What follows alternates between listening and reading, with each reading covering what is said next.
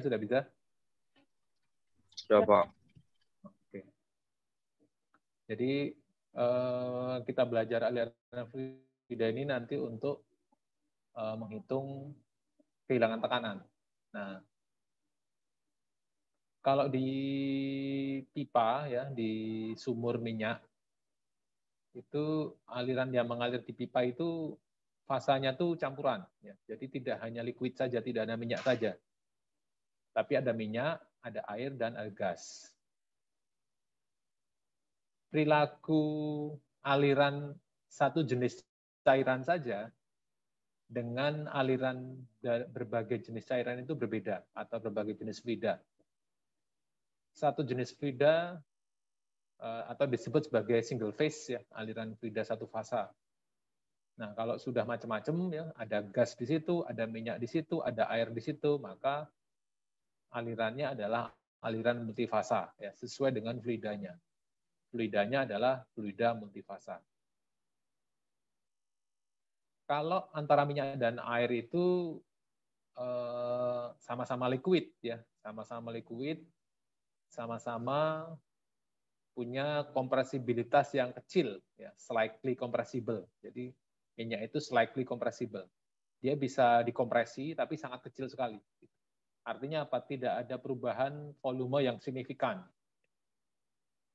Jadi kalau liquid kita tekan dengan tekanan tinggi itu ya volumenya masih segitu-segitu aja ya, tidak berubah, tidak terlalu berubah. Berbeda dengan gas. Gas kalau kita tekan dia volumenya akan mengecil ya. Jadi dia sangat kompresibel.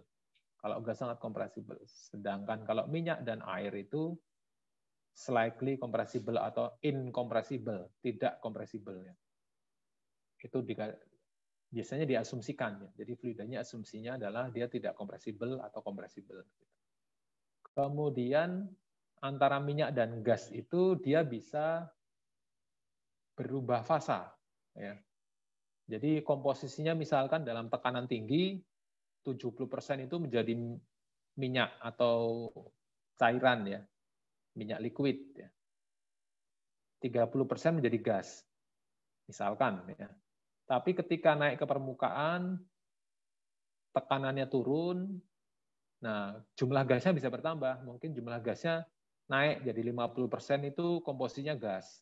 50% sisanya adalah liquid ya. Jadi ada kondisi yang dinamis ya. Ada kondisi yang dinamis ketika kita belajar fluida multifasa.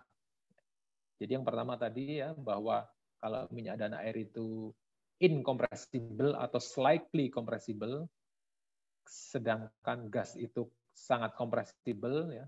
Ya compressible aja, kompresibilitasnya tinggi. Kemudian yang kedua, minyak dan gas itu bisa berubah fasa ya. Jadi minyak bisa menjadi liquid, minyak bisa menjadi gas, gas bisa menjadi minyak dalam liquid. Air juga seperti itu kalau misalkan suhunya sangat tinggi, tapi biasanya dalam skala lapangan air itu tidak berubah fasa ya. Yang berubah fasa itu adalah gas. Jadi nanti ada kelarutan gas di dalam liquid ya. Jadi dalam tekanan tinggi ya, selain berubah fasa tadi ya, juga ada istilahnya adalah kelarutan. Jadi pada tekanan tinggi, nanti ada banyak gas-gas yang akan terlarut di dalam minyak. Ada kelarutan gas. Jadi ada berbagai macam fenomena. Ya. Ada berbagai macam gejala yang membuat model aliran multifasa itu jadi kompleks. Beda dengan aliran satu fasa. Tetapi kadang-kadang di sumur juga kita asumsikan bahwa aliran tersebut adalah single phase ya. Kalau misalkan sumur tua ya, sudah airnya banyak, minyaknya sedikit, nah itu biasanya gasnya juga sedikit gitu. Jadi ya udah diasumsikan single phase nggak apa-apa gitu. Jadi 90%, 95% air. Nah, itu gasnya sedikit itu ya. Kebanyakan adalah ya air saja. Air 5%-nya minyak. Minyaknya kalau bisa berubah menjadi gas ya hanya sedikit, bisa diabaikan. Ya. Jadi kadang-kadang pada kondisi-kondisi tertentu ya kita bisa menggunakan aliran fluida satu fasa. Nah, di dalam aliran fluida dalam teori tentang aliran fluida ini, terutama nanti yang akan kita pelajari adalah menghitung kehilangan tekanan. Kita selalu mikirnya kalau di minyak itu ketika mau mengangkat atau mengalirkan fluida, berapa tekanannya, berapa tekanan di inlet, berapa tekanan di outlet, berapa tekanan di upstream, berapa tekanan di downstream, berapa kehilangan tekanan di pipa. Nah, kita selalu berpikir seperti itu untuk memastikan bahwa fluida ini, fluida, gas, minyak, air itu bisa kita pindah sesuai dengan tekanan operasi yang sudah ditentukan. Jadi jangan sampai dia bisa bergerak tetapi tekanan terlalu tinggi atau tekanan terlalu rendah gitu. Jadi kita akan berapa tekanan di upstream upstreamnya misalkan reservoir, upstreamnya misalkan di wellhead gitu. Kemudian kita bisa tentukan berapa tekanan di downstream atau kebalikannya gitu. Kemudian berapa kehilangan tekanan di sepanjang media alirnya, baik itu tubing atau flow line. Atau kalau misalkan ada restriksi-restriksi seperti choke. Nah, jadi nanti yang akan kita pelajari adalah pertama aliran satu fasa satu fasa dalam pipa, kemudian aliran satu fasa gas dalam pipa. Nah, ini yang simpel saja dulu, yang liquid dalam pipa. Kemudian bagaimana nanti liquid kalau melalui choke, melalui restriksi-restriksi. Kemudian bagaimana kalau gas melalui choke, melalui restriksi. Kemudian nanti bagaimana kalau aliran fluida multifasa, baik dalam pipa atau kalau dia melalui choke. Yang utama adalah ini yang kita pelajari. Nah, ini banyak nanti materinya dan perhitungannya juga banyak. Oke, kita mulai untuk single phase liquid flow, aliran satu fasa liquid di dalam pipa. Nah, satu fasa ini umumnya terjadi apabila tekanannya itu adalah di atas bubble point pressure. Jadi tekanan di atas bubble point pressure.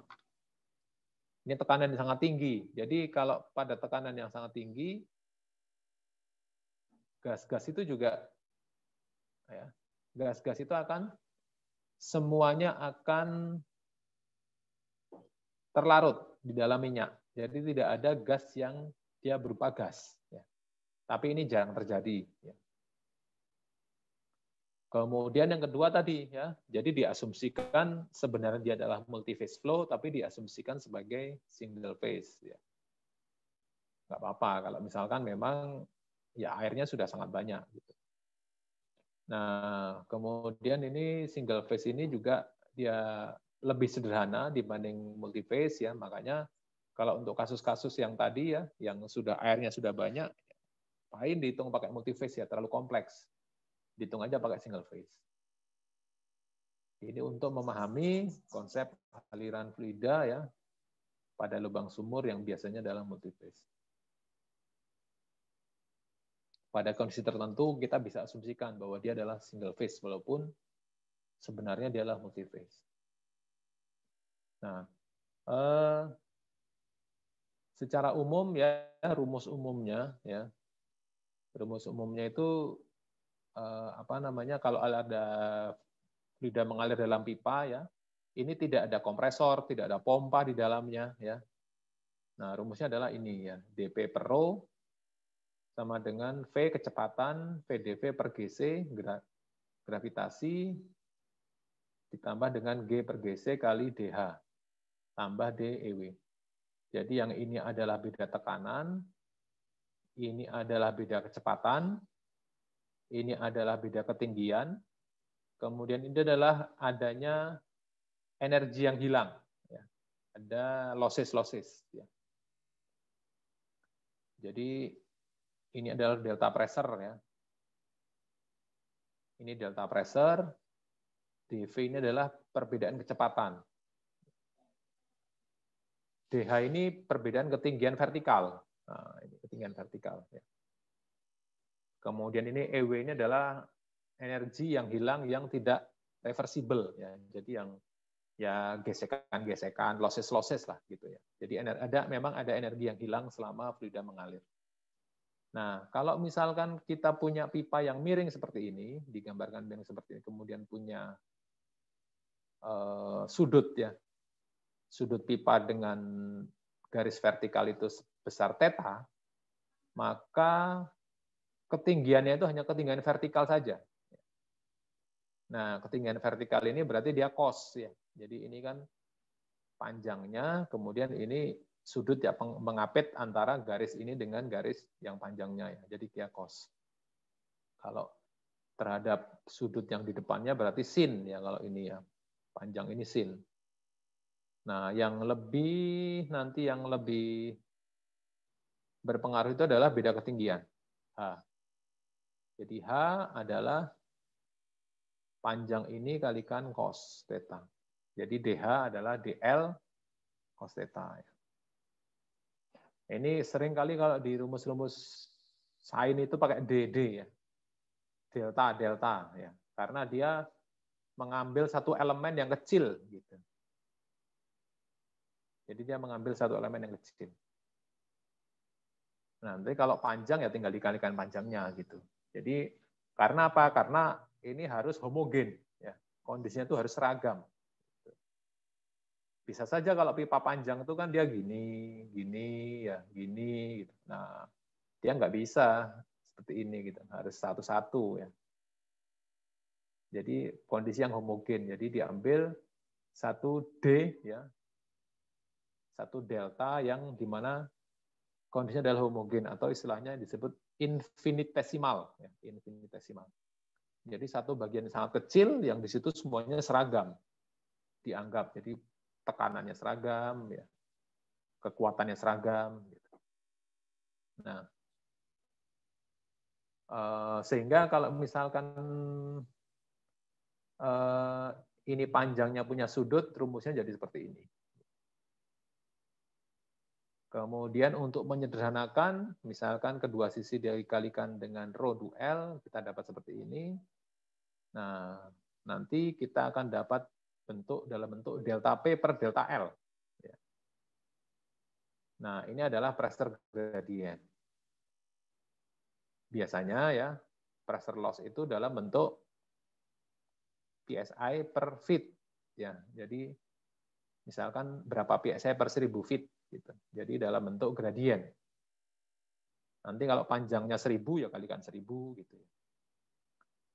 Nah, dalam bentuk pressure gradien adalah seperti ini. Kemudian ini sendiri ya rho DEW per DL. Nah, ini apapun ya. Biasanya kalau dalam pipa itu adalah friksi ya. Ini adalah friksi. Losses kehilangan tenaga akibat gesekan, terutama antara fluida dengan dinding pipa. Ini konsep formulanya ya. Nanti kalau yang gampangnya rumusnya yang terakhir. Sehingga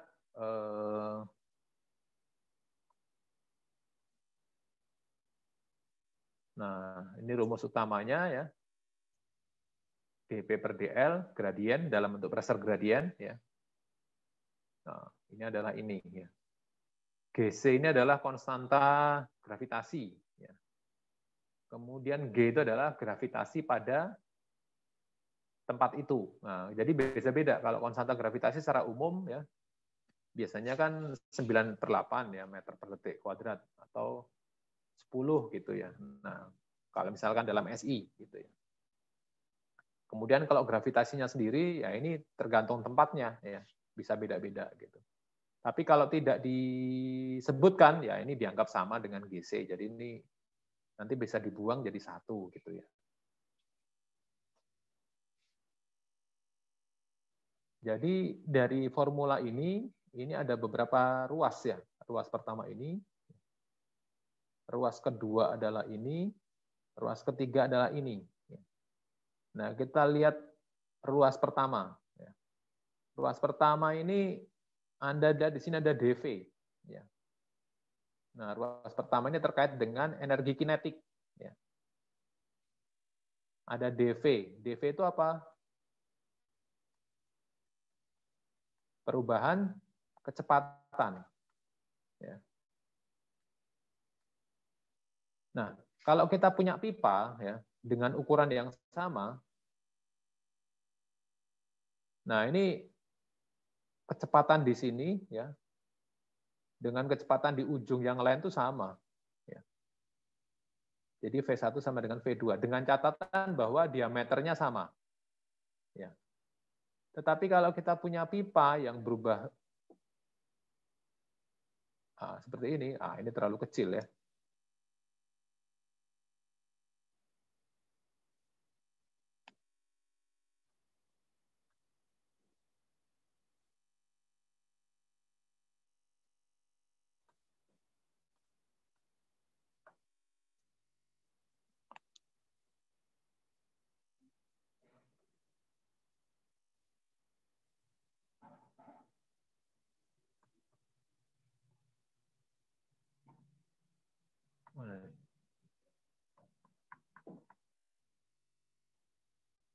Nah, kalau kita punya pipa yang lain seperti ini, ya,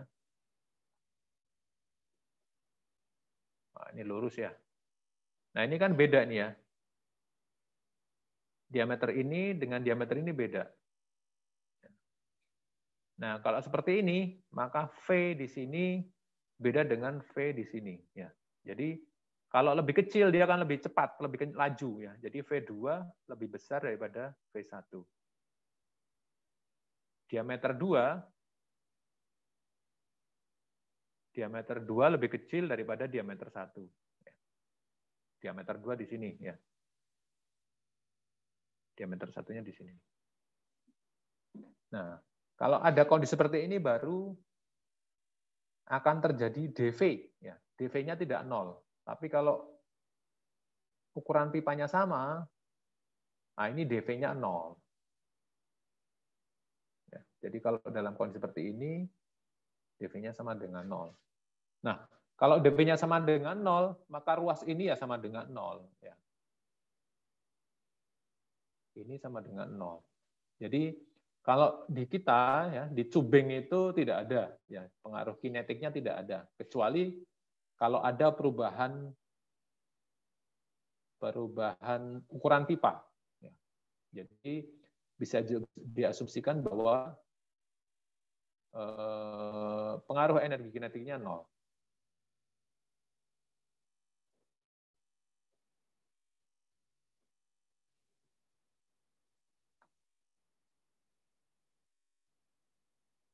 Ya, jadi ini 0.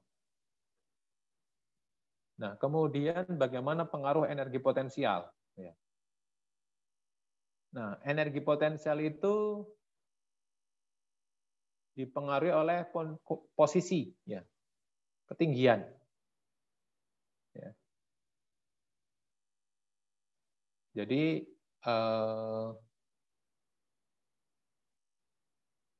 dia adalah G per GC kali rho, ya, kali cos theta. Kalau dia pipa tegak, sudutnya 0 tetanya ya. Kalau pipa tegak, maka tetanya sama dengan 0. Nah, berarti cos theta sama dengan 1. Ya. Berarti ya H sama dengan L. Ya. H sama dengan L. Jadi ketinggiannya, beda ketinggiannya sama dengan ya panjang pipa itu sendiri. Ya. Jadi kalau pipa tegak, tetanya 0, cos tetanya sama dengan 1. Sehingga dia sangat dipengaruhi oleh rho. Ya. Jadi kehilangan tekanan, ya, beda tekanan itu sangat dipengaruhi oleh rho, sangat gradien, ya, gradien tekanan, ya, pressure gradien itu sangat dipengaruhi oleh besarnya densitas, ya, dipengaruhi densitas minyak atau densitas gas. Jadi kalau kita punya minyak berat, API-nya rendah, gitu, dia susah ya susah mengalir. Perlu tenaga yang besar untuk mengalir. Tetapi kalau kita punya minyak ringan, ya, API-nya tinggi, densitasnya rendah, nah dia mudah mengalir. Mudah dipompakan dari bawah ke atas. Jadi pengaruh daripada densitas ini sangat penting. Kemudian nanti pengaruh friksi. Nah, nanti kalau pengaruh friksi, kita lihat dulu ya. Kita lihat dulu bagaimana jenis alirannya. Ada aliran yang laminer, ada aliran yang turbulen. Nah, ya. Jadi nanti dibedakan besarannya ya. Kalau turbulen dia makin besar ya. Kehilangan tekanannya makin besar. Tapi kalau laminer, kehilangan tekanannya lebih kecil. Biasanya kalau di lapangan itu turbulen, hampir bisa dipastikan dia adalah turbulen. Ya. Jadi lebih sering alirannya adalah turbulen. Kecuali kalau dia lambat sekali ya. Kecepatannya lambat, dia mungkin baru laminer. Jadi nanti kita kalau mau menghitung yang beda pengaruh friksi ini, kita harus tentukan apakah dia aliran laminar atau turbulen. Nah, untuk menentukan dia laminar atau turbulen, di sini ada yang namanya bilangan Reynolds. Ya. Reynolds itu rumusnya adalah V kecepatan kali rho kali D per mu. Ini kalau menggunakan SI. Tapi kalau kita, karena satuannya adalah barrel, ya, laju alir, kemudian diameternya dalam in, kemudian densitas dalam pound per cubic feet, nah kita pakai rumus yang ini. Jadi kita gunakan rumus yang ini. Nanti kalau misalkan di bawah 2000 berarti laminer, kalau di atas 2100 turbulen. Ya di atas 2000 anggap aja turbulen gitu ya.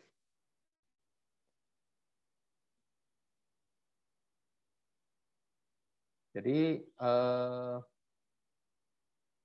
akhirnya nanti yang berpengaruh adalah beda ketinggian ya, beda kedalaman dengan friksi ya. Nah, sekarang kita akan lebih mempelajari tentang friksi. Ya. Jadi ada seorang ilmuwan ya, namanya Fanning ya, dia membuat penelitian sehingga dia ditemukan ya friction factor. Ya. Friction factor itu dia disebut kemudian sebagai Fanning friction factor. Ya, FF, Fanning friction factor. Nah, ini adalah wall shear stress. Jadi kalau kini ada aliran melewati satu pipa, di sini ada stres ya. Stres antara karena ada aliran dia ada gesekan ya. Nah, kalau ada gesekan dia ada stres. Di sepanjang dinding ya di semuanya ini ya. Semua di sepanjang dinding pipa, sekeliling dinding pipa. Nah, dia ada gesekan yang menimbulkan stres. Kemudian fluida sendiri dia mengalir dengan kecepatan tertentu, dengan volume tertentu. Ya. Nah, friction factor ini berbanding lurus dengan stres dan berbanding terbalik dengan energi kinetiknya. Ya. Energi kinetik per volume. Sehingga ini adalah stres terhadap wall, ya, shear stress terhadap wall per setengah rho V kuadrat GC. Nah, kemudian dengan beberapa penurunan persamaan, ya, penurunannya adalah ini, sehingga didapat rumus akhirnya adalah yang biru ini, kotak biru ini. Ya. 2 rho FF V kuadrat GCD. Atau kalau dengan Moody, ya, dengan Moody, ya, jadi ada dua orang yang sama-sama meneliti ya, fenomena gesekan aliran fluida. Ternyata dia menghasilkan rumus yang hampir sama. Ya. Sama lah gitu, cuman beda perbandingan saja. Jadi Moody friction factor itu sama dengan 4 kalinya Fanning friction factor. Fanning friction factor itu sendiri adalah ini, gitu ya. Tapi ini kita susah kalau mau menghitung benar-benar ya. Biasanya nanti ada chart gitu ya untuk memudahkan.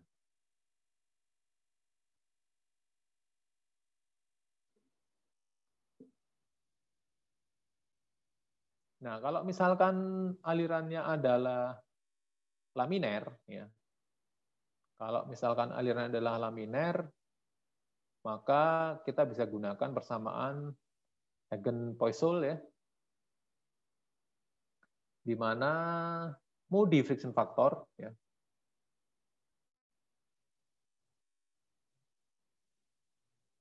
Moody friction factor ini besarnya adalah 64 per Reynolds number. Ya, Reynolds number tadi sudah di halaman sebelumnya. Ya. Tetapi apabila alirannya turbulen, nah ini ada beberapa rumus yang bisa digunakan. Ini cuma saya tulis 3, tapi mungkin ada 10 yang bisa dipakai. Ya. Ada Nikuradse, ada Colebrook, ada Chen. Ya. Nah ini rumusnya itu agak aneh semua nih. Ya.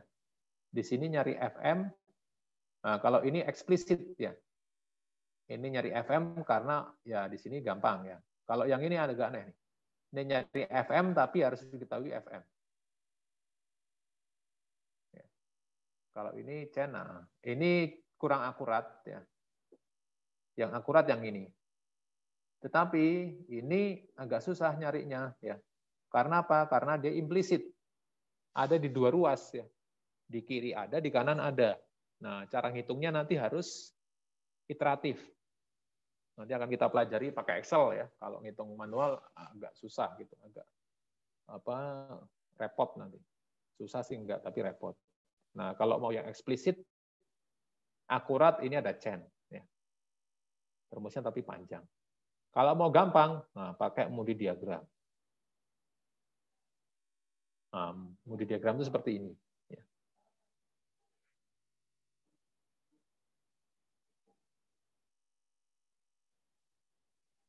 Jadi nanti kalau di Moody diagram tinggal ngeplot ya. Reynolds number-nya berapa ya. Dari Reynolds number diketahui gitu. Kemudian nanti berdasarkan jadi diplot di Reynolds number diketahui, kemudian diplot di kurva, ini ada beberapa kurva terkait dengan relative roughness, kekasaran ya, kekasaran dinding pipa. Kekasaran dinding pipa nanti diketahui ya. Nah, kemudian nanti diambil ke kiri, dapat friction faktornya. Ya. Dapat friction faktor.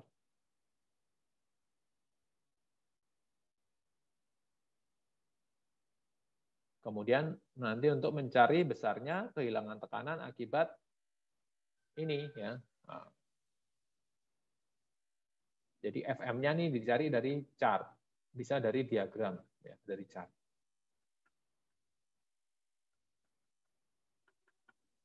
Nanti harus dihitung semuanya. Ya.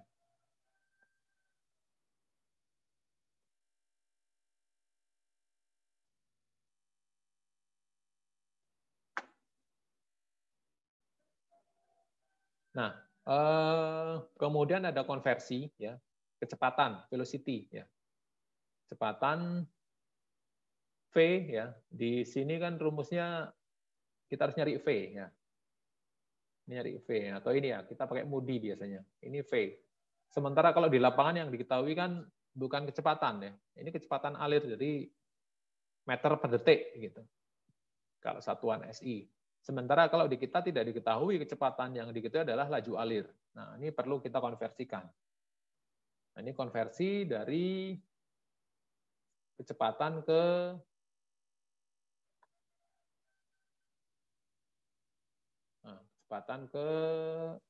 ini laju alir ya. Jadi V ya. V sama dengan 0,0119 kali Q dalam stok tank ya. Laju alir dalam stok tank flow rate per formation flow factor, tahu kan ya, formation flow factor ya. Dibagi D kuadrat diameter. Nah, ini sudah dalam in Ini adalah barrel per standar kubik, stock tank barrel. Ya.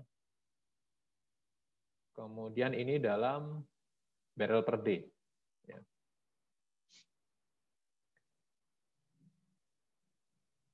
Nah, sehingga kita nanti punya persamaan yang tadi, ya. Kita hanya punya 2 ruas, ya. Yang ini adalah beda ketinggian, ya, L sin alfa. Yang ini adalah efek daripada friksi, ya. Nah, kalau misalkan kita pakai pipa tegak, maka alfa sama dengan 1. Sama dengan ini, ya. Ini sin atau cos itu agak membingungkan, ya. Ini saya ganti cos saja, ya. Ini adalah sudut antara pipa dengan garis vertikal, ya. Kalau sin itu dia sudut antara pipa dengan garis horizontal masalahnya, ya. Jadi ini saya diseragamin aja. Ini jangan sin tapi cos.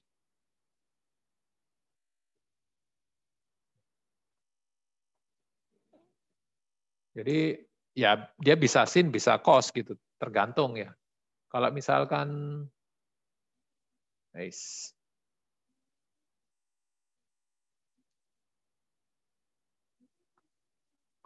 kalau misalkan dia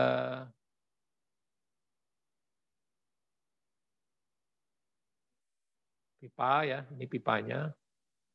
Nah, kalau tadi theta tuh gini. Ya.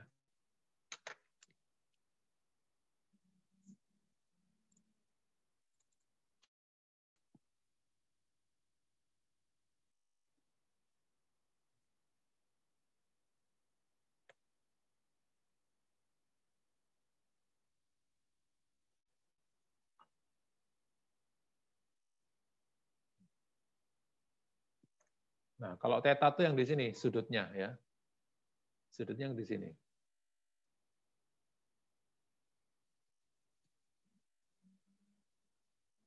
Nah, tapi kalau alfa tuh di sini. Ya. Jadi kalau alfa itu ini sudut pipa dengan horizontal, ya. Sementara kalau theta itu pipa dengan garis vertikal, ya. Jadi kenapa tadi beda antara alfa dengan theta? Kalau alfa tuh tadi pakai sin, ya. Nah, ini biar seragam pakai cos semua. Tapi kalau pakai alfa ya nggak apa-apa, tergantung nanti diketahui apa sudutnya yang diketahui di sini atau yang di sini. Ya. Kalau di sini pakai cos, yang di sini pakai sin. Karena yang kita cari adalah ini, ya. H di sini. Nah, itu rumusnya tadi panjang, ya. Kita coba latihan-latihan sedikit, ya, latihan-latihan sedikit. Ini ada contoh soal. Nah, ini. Ini ada jawabannya nggak ya? Ah, nggak ada.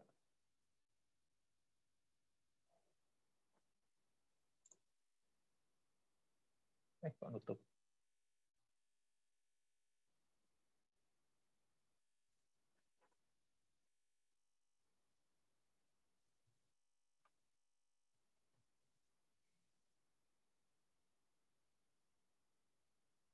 Ini ada beberapa yang harus Anda pelajari, ya.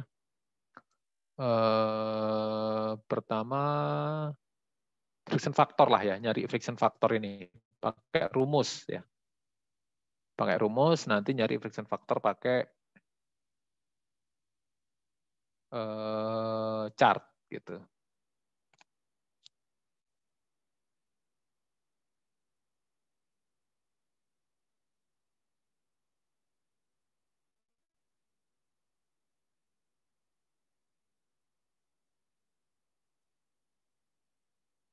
Bentar ya, saya lihat dulu contoh.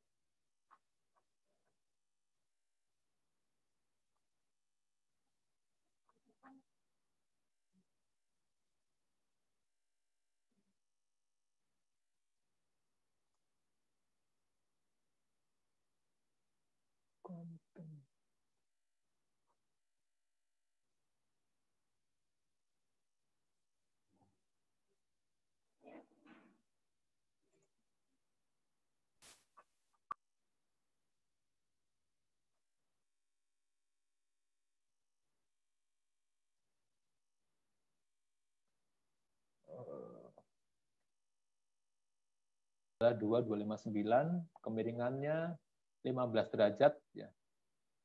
Ini terhadap vertikal ya. Ini harus dilengkapi biar Anda nggak bingung.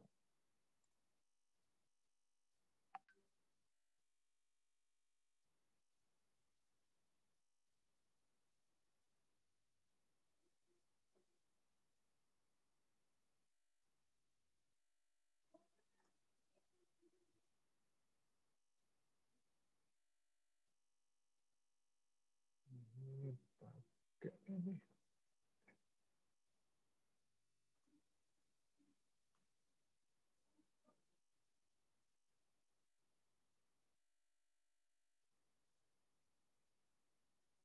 Script.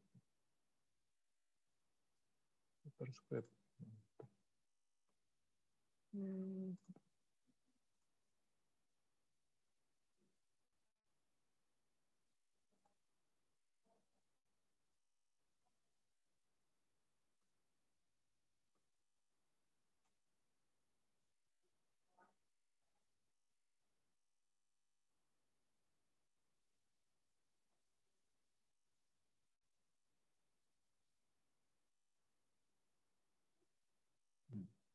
15 derajat terhadap vertikal, menghasilkan minyak 40 API, 12 centipoise dengan laju produksi 1000 barrel per day. Ya. Relative roughness dinding sumur adalah 0,001. Ya. Hitung per drop. Nah, ini panjang ya ininya. Pertama coba Anda hitung dulu konversi. Ya.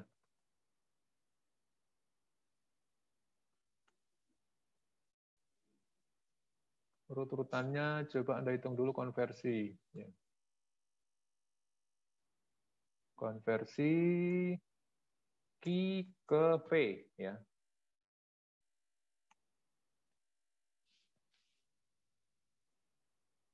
Kemudian hitung Reynolds number. Ya. Kemudian, sebelum hitung Reynolds number, Anda harus hitung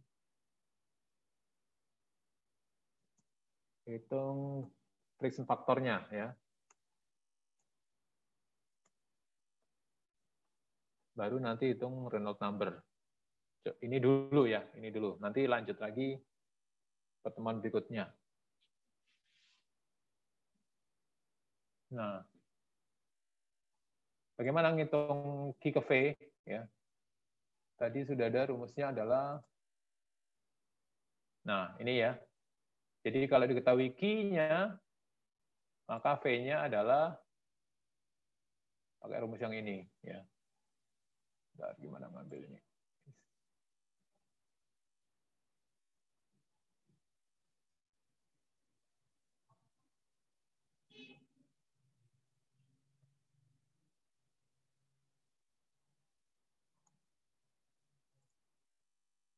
Jadi gunakan rumus ini ya.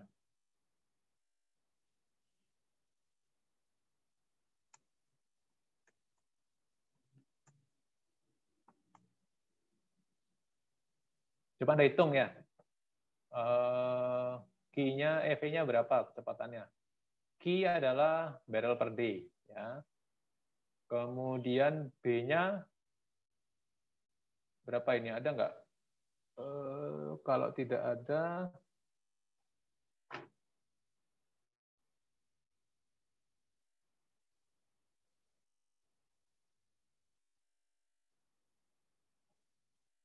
ini minyak ya, 40 API.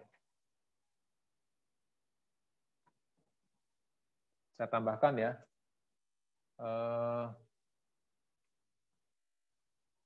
Formation volume factor sama dengan berapa? 1,05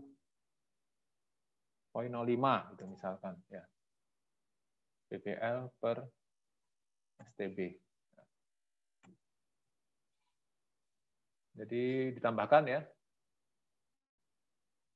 Formation volume faktornya adalah, nah, jadi B-nya adalah 1,05. Kemudian D-nya adalah diameter dalam in. Ya. 2,259. Nah, maka Anda hitung P-nya. Bisa kan ya? Nggak ada kesulitan, jangan saya ngitung, Anda ngitung. Ya, Anda mulai ngitung. Ini berapa kali Q, Q-nya tadi 1000 barrel per day. B-nya adalah 1,05 barrel per STB, kemudian diameternya adalah 2,259 in. Kemudian kalau V-nya sudah ketemu, Anda cari Reynolds number. Ya.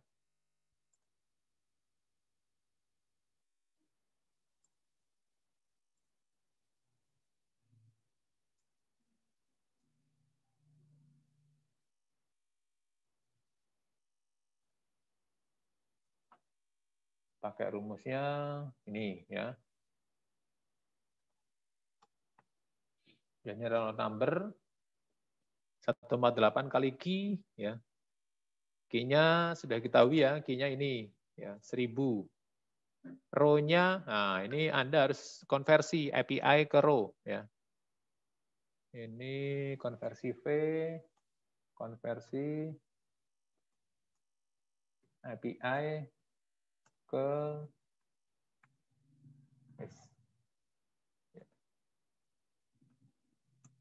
row ya. Tahu kan ya rumusnya ya?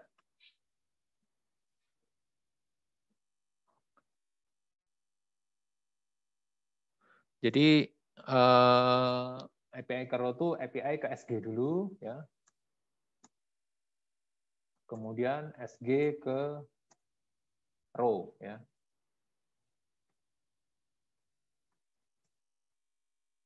Jadi langkahnya ada dua ya. Jadi API ke SG dulu ya. Kemudian SG ke row. Kemudian ini D diameter, mu adalah apa? Viskositas ya. Langsung digunakan ini D-nya adalah diameternya 2,259. Viskositasnya adalah 1,2 centipoise langsung dipakai. Sehingga nanti dapat Reynolds number. Ini kok hitung friction factor. Ini hitung NRE dulu ya.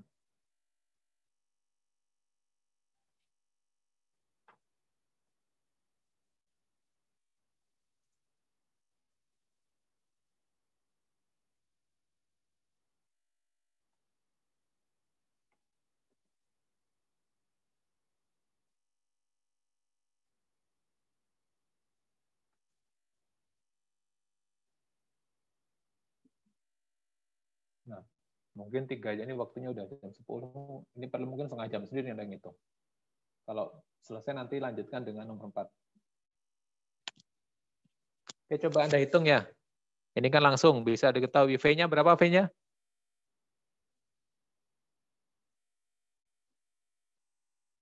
Ada yang sudah hitung?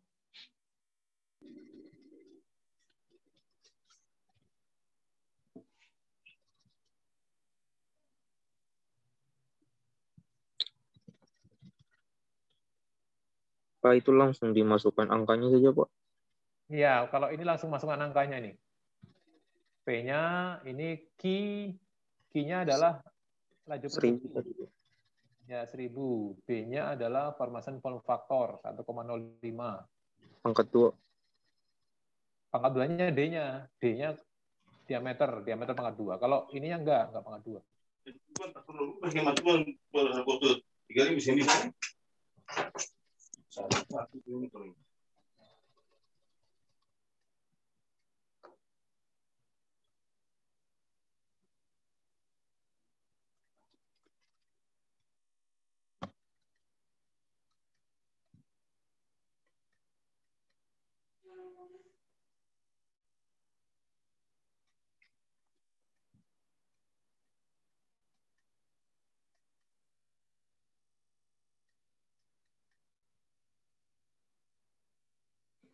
Dapat 2,22.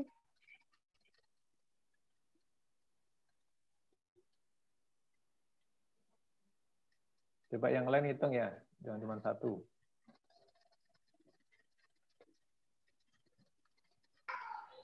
Satu 169,277 Pak. Salah belum. Dapat 2,22, Pak. P-nya.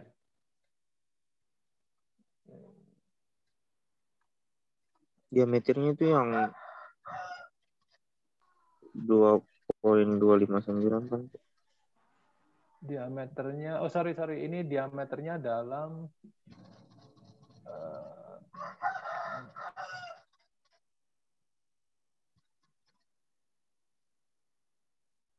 Inci.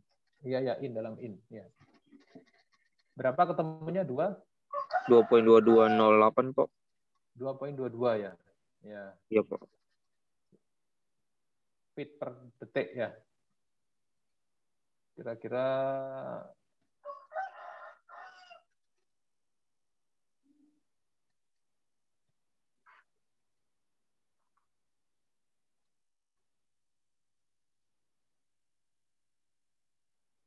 yang lain 2,3 sih kira-kira sih.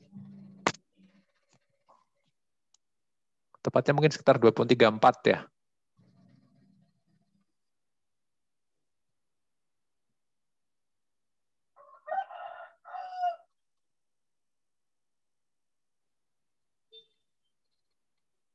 Kalau selisih mungkin karena pembulatan ini ya, 0,00119 sih. Ya.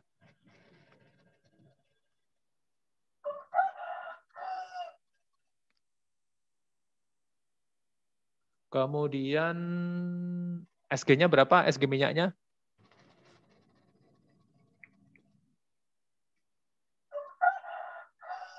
$0,825 Pak.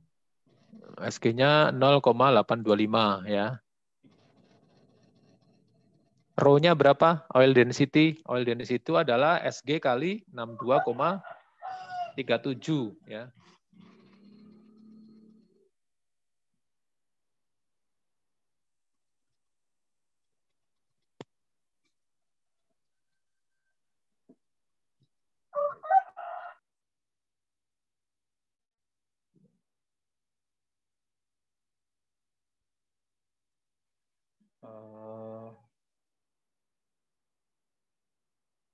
Rho sama dengan SG itu gamma ya. Gamma liquid ya. Kalikan 62,37 pon per cubic feet. Ya. Kalau API ke SG standar ya, 141,5 gitu ya. 141,5 dibagi dengan 131,5 ditambah API, dapat SG. Ya. Kemudian SG itu gamma ini ya. SG liquid ya. Kemudian untuk dapat rho, SG kalikan 62,37. Sehingga berapa rho-nya?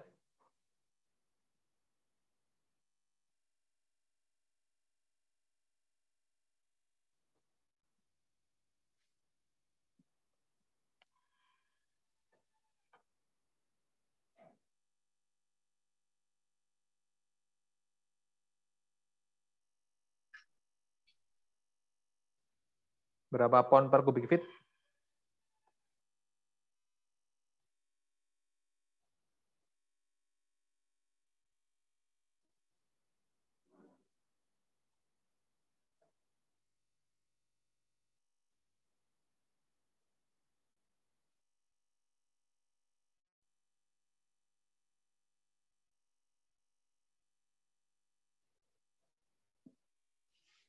PKSG itu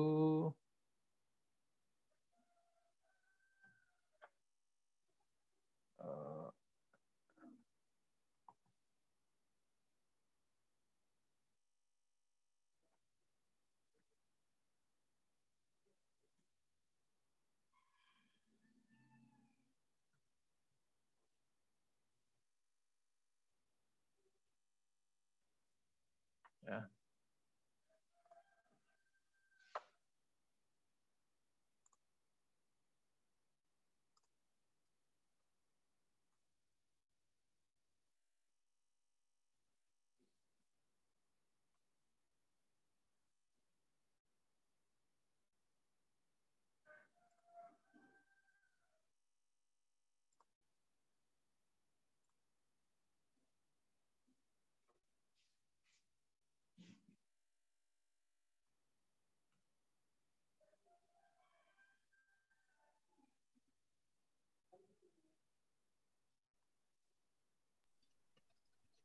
0,825.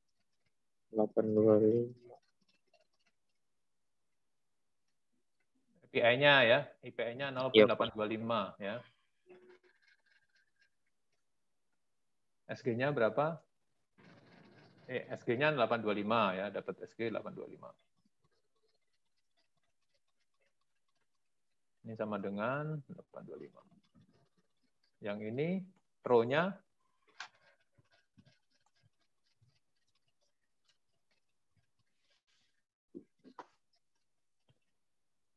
ini sekitar 2,3.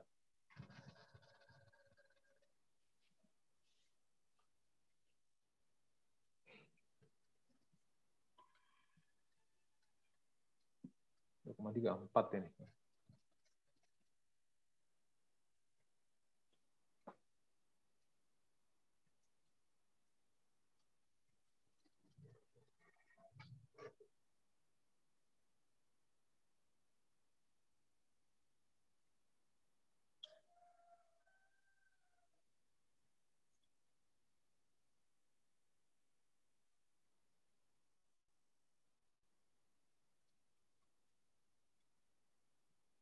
Ini tempatnya oil lah ya.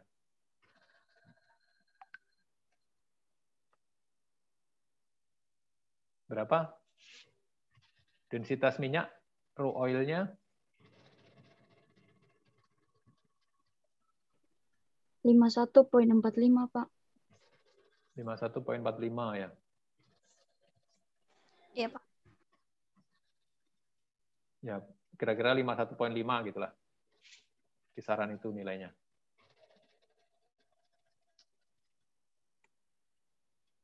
Oke, sekarang Reynolds number-nya berapa? Ini juga langsung bisa dapat ya. Apakah di atas 2000 atau di bawah 2000? Ya.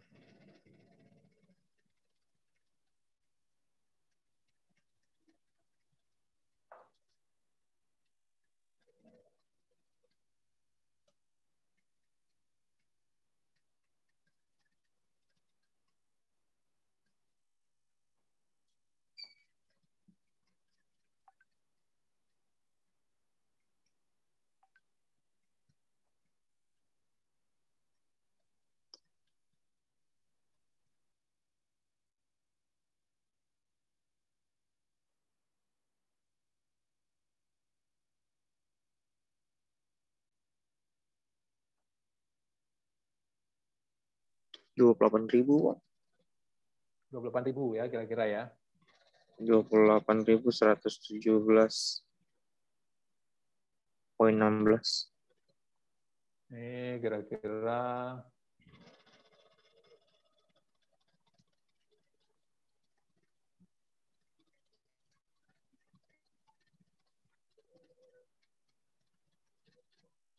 angkanya selisih-selisih sedikit nggak apa-apa ya.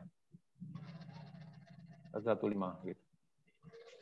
Nah, berarti dia di atas 2000 ya. Turbulen. Berarti dia turbulen. Kalau turbulen, maka gunakan friction factor yang rumus panjang itu ya.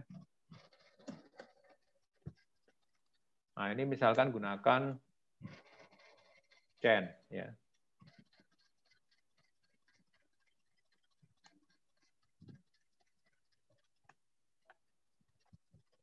Nah, ini kalau gunakan rumus Chen ya agak panjang nih rumusnya nih.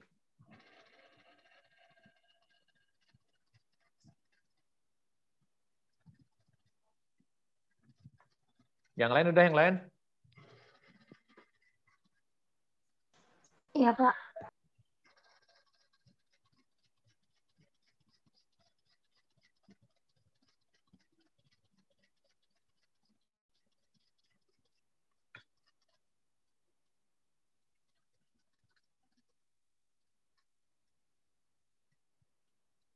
Nah, Chen ini 1 per Fm sama dengan min 4 kali log. Nah, ini nih ya. Anda hitung ya, ini Anda hitung dulu 1 per Fm sama beberapa, kemudian nanti dikeluarkan ya. Jadi rumusnya kan ini. Ini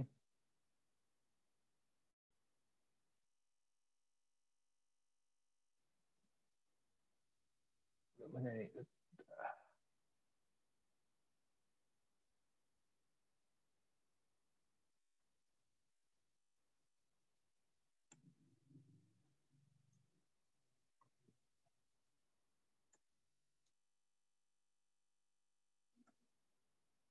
Nah, ini anggap aja misalkan gini. Ini misalkan A, ya, atau X gitulah ya. X sama dengan, nah nanti kan gini.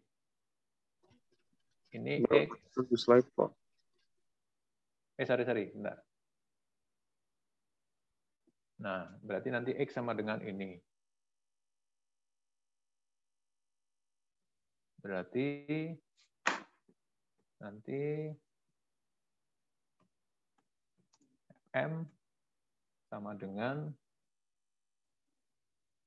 1/X kuadrat, ya.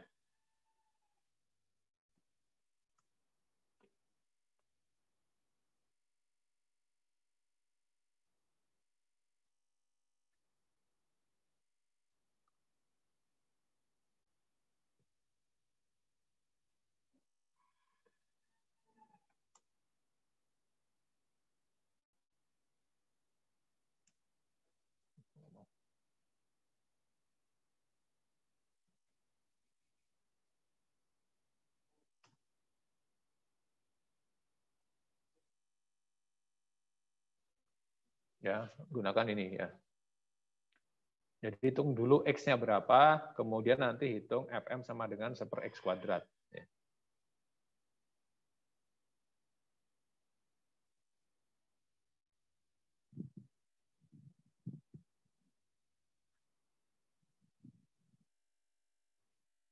Nah, ini berarti Moody friction factor-nya ketemu.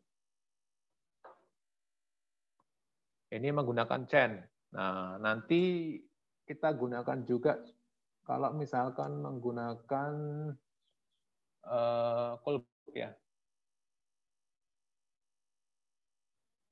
Nah, Colebrook ini implisit dia bentuknya. Nanti akan saya ajari bagaimana memecahkan persamaan menggunakan Colebrook. Ya. Ini harus pakai Excel tapi ya.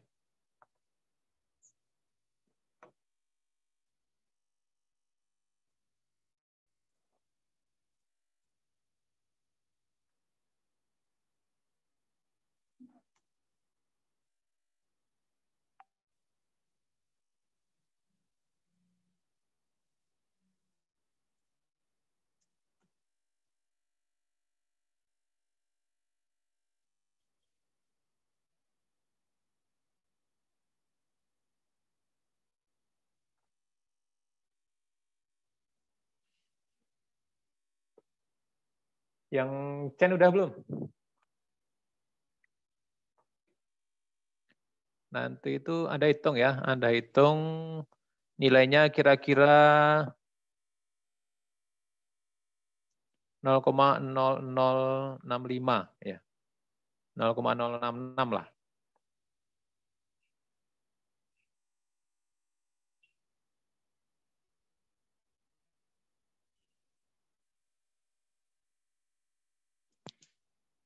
Ini nanti ya.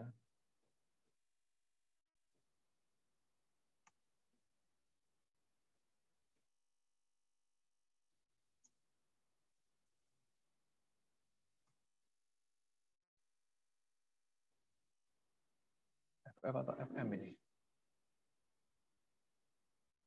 Sama dengan 0,0066. Kira-kira ini ya.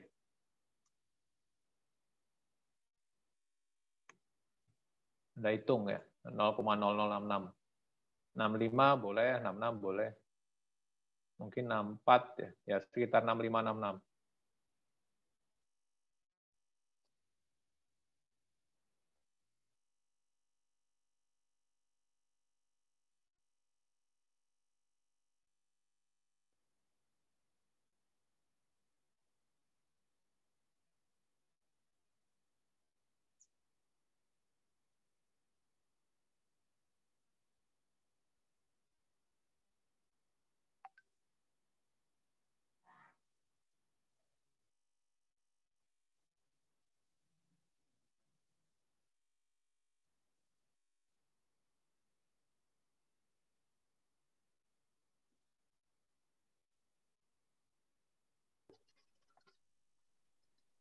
Pak itu nilai E-nya berapa? Ini relative roughness ya. Epsilon ini relative roughness. 0,01. Oh ya Pak. 0,001. Ya.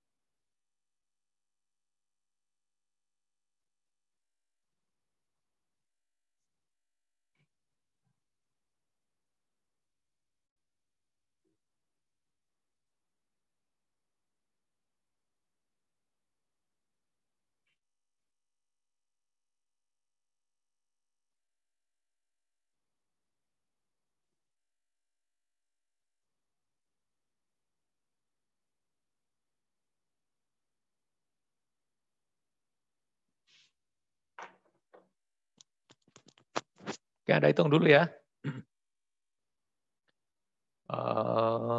Besok kita lanjutkan ke Colebrook sama nanti akan saya kasih PR. Minggu depan libur ya? Iya Masa Pak, apa libur? dapat 0,0062 Pak. Ya, kira-kira segitulah, 006 ya. 32. Ya. Ya minggu Nggak depan apa-apa. libur Pak. Minggu depan libur. Jadi Rabu tanggal 19 Pak baru lanjut. Oh, Rabu depannya lagi ya? Iya Pak. Oke, ya. Saya kasih PR tapi ya nanti yang nodal analisis itu belum saya kasih PR gitu. Jadi Anda kan punya waktu luang. Nanti lah kirim minggu-minggu, mungkin akhir minggu ini setelah hari Jumat, hari Sabtu kira-kira ya. Baik Pak. Jadi kalau misalkan ada kumpul ya, kumpulkan via email. Kemudian minggu depan kita lanjutkan ke friction factor untuk Colebrook ya. Dia iteratif tapi Anda siapkan Excel ya. Karena nanti saya ngitungnya akan saya ajarin pakai Excel. Yang lain ada kesulitan? Berapa friction factor ketemunya kira-kira?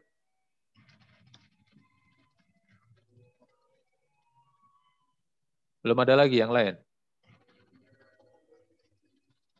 Oke, kalau begitu kita akhiri dulu ya pertemuan.